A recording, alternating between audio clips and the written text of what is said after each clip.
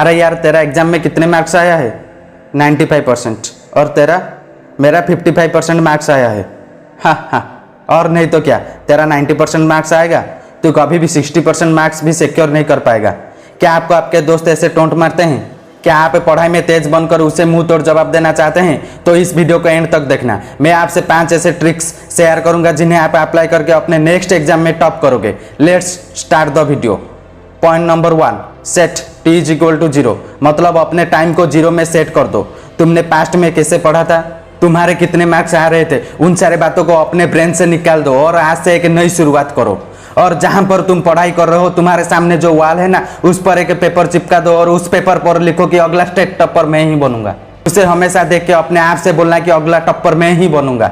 फिर तुम देखना कि कुछ दिनों के बाद तुम्हारे अंदर पढ़ाई को लेकर अपने आप इंटरेस्ट आने लगेगी और तुम चाह कर भी पढ़ाई को टाल नहीं पाओगे। पॉइंट नंबर 2, हर दिन पढ़ना, मतलब कंसिस्टेंसी मेंटेन करना, चाहे वो 2 घंटे के लिए क्यों ना हो, लेकिन हर दिन कुछ ना कुछ पढ़ना। मैं तो आपको यही सजेस्ट करूंगा कि आप सुबह उठकर पढ़ाई स्टार्ट कर दो।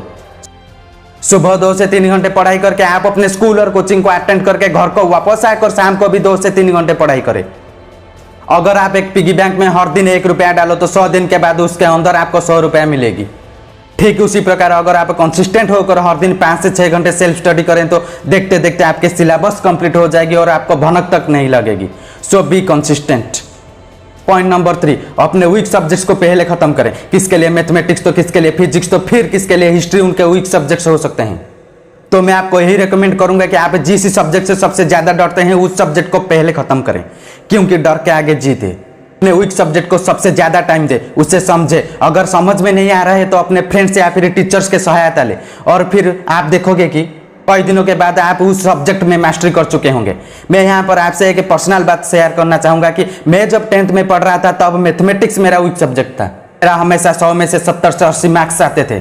मैं बहुत ही ज़्यादा परेशान था और फिर मैंने ठान लिया कि मुझे अगर 10th बोर्ड एग्जाम में अच्छे मार्क्स सिक्योर करनी है तो मैथमेटिक्स को अच्छे से पढ़ना होगा। और फिर मैंने लगभग 4 से 5 महीने तक दिन रात मैथमेटिक्स पढ़ने लगा, हर एक कंसेप्ट को अच्छे से क्लियर किया और फिर मेरे 10th बोर्ड एग्जाम में फाइनली 96 मार्क्स आए थे। अगर मैं कर पाया तो आप क्यों नहीं। पॉइंट नंबर 4, हमेशा रिविजन करना। देखो, आप एक टॉपर स्टूडेंट से पूछ लेना, वो लगभग 2 से 3 घंटा हमेशा पुराने चैप्टर्स को रिवाइज करता होगा। इससे पढ़ाई करके क्या फायदा है, जब आपने सिलेबस कंप्लीट कर दिए हो लेकिन आपको जूलॉजी सब्जेक्ट के फर्स्ट चैप्टर के नाम तक याद ना हो, तो हमेशा रिवीजन करना। रिवीजन करने से आपके ब्रेन में स्टोर हुए सारे डाटा परमानेंटली आपके ब्रेन में सेव हो जाते हैं। आपने तो ये जरूर नोटिस किया होगा कि एक छोटे बच्चे को हमेशा उसकी माँ उसके पापा को दिखाकर अपने बच्चे से बोलती है कि बेटा ये तुम्हारा पापा है, पापा बोलो। जब बच्चे के माँ रोज रोज ऐसे करती है तब बच्चे के ब्रेन में उसके पापा के इमेज हमेशा के लिए सेव हो जाता है और फिर वो अपने पापा को कभी नहीं भूलता है। ठीक उसी प्रकार अगर आप प्रीवियस दिनों में पढ़ा हुआ चैप्टर्स को रिकॉल करेंगे तो आपको हमेशा के लिए वो सारे चैप्टर्स याद हो जाएंगे।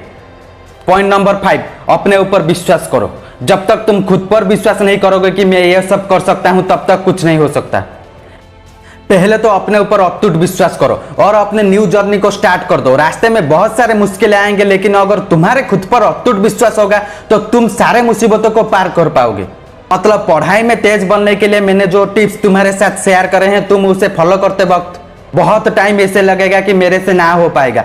ठीक उसी वक्त अपने आप से कहना, मैं पीछे नहीं हटूंगा, चाहे कितने भी मुसीबत के पहाड़ क्यों ना कर मेरे ऊपर पड़े, अगले टॉपर तो मैं ही बनूंगा, चाहे कितने रात को दिन में क्यों ना बदलना पड़े।